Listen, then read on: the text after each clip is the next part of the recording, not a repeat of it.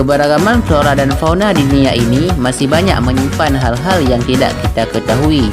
Ada banyak sekali spesies serangga di dunia ini. Salah satunya yang mungkin jarang kita dengar adalah cicada. Cicada yang dalam bahasa Aceh disebut dedekuang merupakan anggota dari superfamili Cicadidae dan secara fisik dibedakan oleh tubuh kekar, kepala lebar, sayap membran bening dan mata majemuk besar.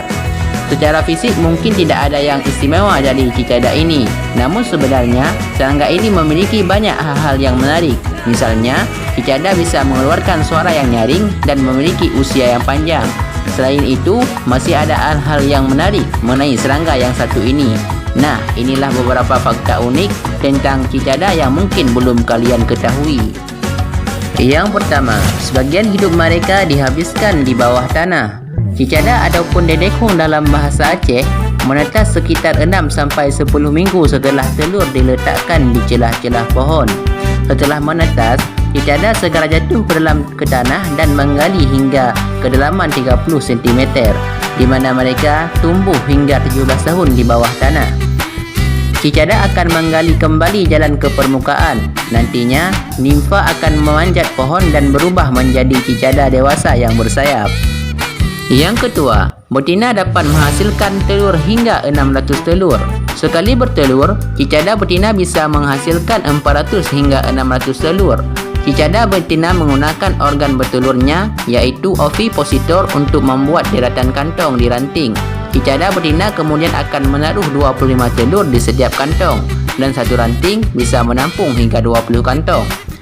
Spesies pohon yang banyak dijadikan tempat bertelur cicada adalah pohon-pohon penghasil buah. Yang ketiga, bersuara nyaring. Cicada dapat menghasilkan suara yang dapat memegakkan telinga. Hanya cicada jantan yang dapat memiliki kemampuan membuat suara mirip jangkrik. Cicada jantan membuat suara dengan menggosokkan sayap-sayap mereka bersama-sama, menggunakan organ khusus pada kerangka luar mereka yang disebut timbal. Cicada jantan dapat menghasilkan dua suara, satu untuk menarik pasangan dan satu suara lagi untuk mengusir pemangsa.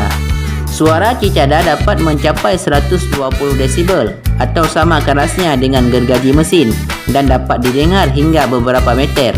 Kadang-kadang, cicada mengeluarkan suara bersama-sama dengan koloni cicada lainnya dan menghasilkan suara yang sangat keras. Yang ketiga, menyerap nutrisi dari pohon. Saat masih hidup di bawah tanah, larva cicada tidak berhibernasi. Mereka menghabiskan waktu hingga 17 tahun untuk makan di pohon.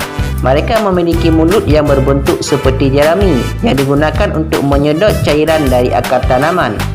Pada waktu berbentuk larva, yang mereka cari dari pohon adalah silem, jaringan yang membantu mengalirkan air dan mineral terlalu dari akar.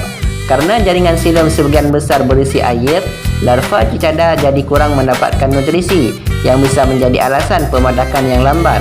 Nah, itulah beberapa fakta unik dan menarik tentang cicada ini. Serangga yang mempunyai banyak hal-hal yang menarik dan unik. Nah, oke, itulah beberapa fakta unik yang dapat kami kemas untuk penonton semua.